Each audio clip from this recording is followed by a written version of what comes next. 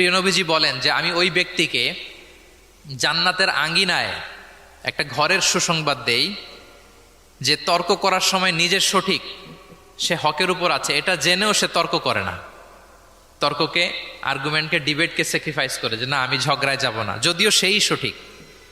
এরকম স্যাক্রিফাইস যে করে জান্নাতের আঙ্গিনায় তাকে আমি একটা ঘরের সুসংবাদ দেই। এরপর প্রিয় নবীজি বলছেন অবি বাইতিন ফি ওয়াসাতিল জান্নাতি লিমান তারাকাল কাযিবা ওয়া ইন কানা মাযিহান। আর আমি ওই ব্যক্তিকে জান্নাতের মাঝামাঝি স্তরে একটা ঘরের সুসংবাদ দিচ্ছি যে ব্যক্তি কৌতুক করেও মিথ্যা বলে না। He was kidding, he was joking, but he never tells a lie. মজা করতেছে, জোক করতেছে, কিন্তু জোকের মধ্যেও সে কি করে না, মিথ্যা বলে না। তাকে জান্নাতের মাঝামাঝি স্তরে আমি একটা ঘরের গ্যারান্টি দিচ্ছি। এরপর আল্লাহ রাসূল সাল্লাল্লাহু আলাইহি ওয়াসাল্লাম বলতেছেন ওবি বাইতিন ফি আ'লাল জান্নাতি লিমান হাসানা খুলুকা। আর আমি এট দ্য ভেরি হাই, মানে পিক অফ দ্য প্যারাডাইস, জান্নাতের একেবারে সর্বোচ্চ স্তরে একটা বাসভবনের গ্যারান্টি ওই ব্যক্তিকে দেই যে অন্যের সাথে ভালো আচরণ করে।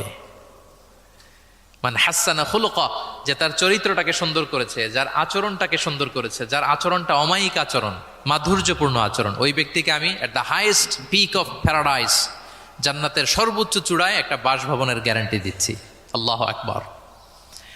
তাহলে আমার আশেপাশে যারা আছে তাদের সাথে ভালো আচরণ করা, গুড বিহেভিয়ার করা, এটা ছোটখাটো কোনো বিষয় নয়, এটা অনেক গুরুত্বপূর্ণ একটা বিষয়। কিন্তু আমরা অনেক সময় এটার গুরুত্বটা বুঝতে পারি না, এটাকে ছোট করে দেখি। তো সম্মানিত বন্ধুরা, আমরা দেখব যে আমাদের প্রিয় নবীজি অন্যের সাথে কিভাবে আচরণ করেছেন। তিনি শিশুদের সাথে কিভাবে মিশেছেন, প্রাণীর প্রতি ওনার নবীজের আচরণ কেমন ছিল, শিশুদের সাথে কেমন ছিল, নারীদের সাথে কেমন ছিল, সাহাবাদের সাথে কেমন ছিল, কর্মচারীদের সাথে আচরণ কেমন ছিল, নিজের স্ত্রীদের সাথে কেমন ছিল, প্রতিবেশীর সাথে কেমন ছিল, যুদ্ধবন্দীদের সাথে প্রিয় নবীজের আচরণ কেমন ছিল, ভিক্ষুকের সাথে আচরণ কেমন ছিল, এমনকি যুদ্ধের ময়দানে শত্রুদের সাথে প্রিয় নবীজের আচরণ কেমন ছিল। এই 10টি পয়েন্টে দ্য এক্সাম্পলারি প্রফিটিক বিহেভিয়ার এই শিরোনামে আমরা কিছু কথা আজকে শুনবার চেষ্টা করব। আমি কোন টপিকটা ধরে ধরে আগাচ্ছি আলোচনার এই জায়গায় এসে, এটা তো সবার কাছে ক্লিয়ার না? ক্লিয়ার সবার কাছে? ওকে, লেটস মুভ অন, আমরা আগাই। আমরা শুরুতে একটু দেখার চেষ্টা করি যে পশু পাখি প্রাণী, এই প্রাণী জগতের প্রতি প্রিয় নবীজির আচরণ কেমন ছিল। প্রিয় নবী যে প্রাণীদের প্রতি খুব দয়াদ্র ছিলেন, তার বায়োগ্রাফিতে, জীবনীতে এরকম অসংখ্য নজির পাওয়া যায়। কারণ আল্লাহ তাআলা তাকে রাহমাতাল লিল আলামিন, ওমা আরসালনাকা ইল্লা রাহমাতাল লিল আলামিন, I've sent you as a mercy for the entire universe. Allah বলছেন আমি গোটা বিশ্বের জন্য, সবার জন্য আপনাকে ব্লেসিংস অ্যান্ড মার্সি করে প্রেরণ করেছি। হি ওয়াজ এ মার্সি ফর অল, সবার জন্য তিনি রহমত হয়ে এসেছিলেন।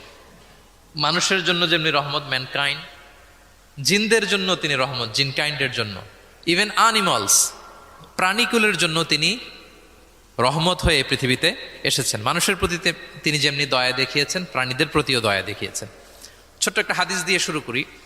আমরা রাসূল সাল্লাল্লাহু আলাইহি ওয়াসাল্লামের এই এক্সাম্পলারি প্রফেটিক বিহেভিয়ার, এটা through the lens of Sira and through the lens of সুন্নাহ, সুন্নার পরতে পরতে, রাসূল সাল্লাল্লাহু আলাইহি ওয়াসাল্লামের সিরাতের পরতে পরতে আমরা দেখবার চেষ্টা করব যে তিনি কেমন আচরণ করতেন সবার সাথে।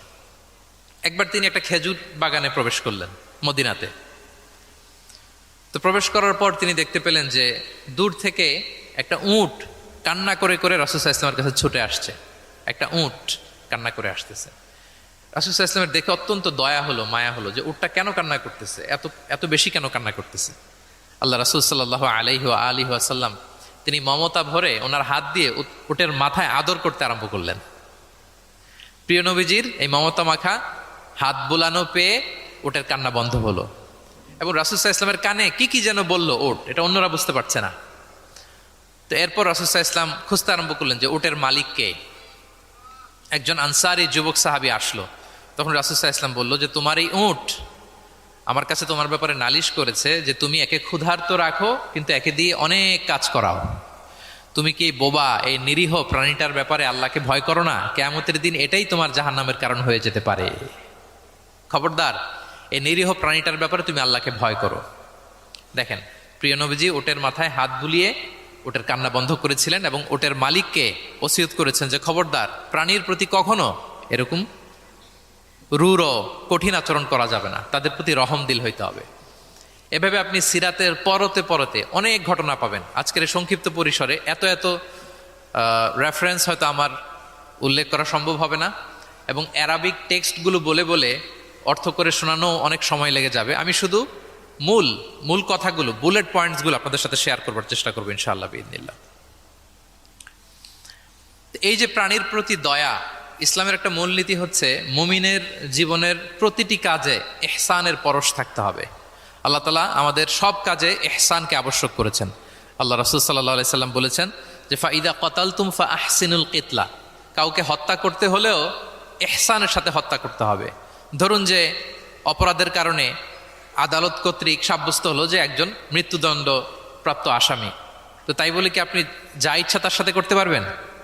তার নাক কেটে ফেলা, কান কেটে ফেলা, তার অঙ্গহানি করা, এলোপাথারি ছুরিকাঘাত করা করতে পারবেন না। ইদা কাতালতুম ফাআহসিনুল কিতলা, এটাও ইহসানের সাথে করতে হবে। দেখেন, হত্যার মতো একটা কাজ ইহসানের সাথে করতে হবে। ওয়া ইদা যাবাহতুম ফাআহসিনুয যাবহা, প্রিয় নবীজি বলেন তোমরা যখন জবেই করবে, কুরবানি করবে, এখানেও ইহসানের সাথে করবে। আল্লাহু আকবার। করতেছি জবাই, করতেছি কি বলেন সবাই আমার সাথে, করতেছি কি জবাই। তার মানে প্রাণীটাকে তো মেরেই ফেলতেছি, কিন্তু প্রিয় নবীজি বলেন এই জবাই করার ক্ষেত্রেও ইহসান করতে হবে।